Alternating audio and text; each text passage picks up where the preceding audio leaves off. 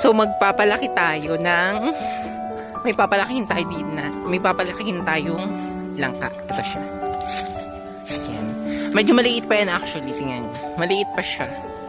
Pero lalagyan na natin siya ng sako para maliit pa lang. Tatanggalin natin yung mga nakaano sa kanya para yung sustansya dun lang mapunta. Iisa lang. Tatanggalin na natin tong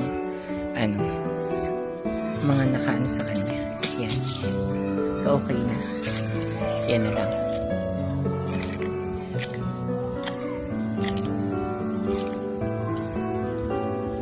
Huwag na natin tanggalin yung dahon para maganda pa yan. Okay. So kunin natin yung sako at itatali na natin.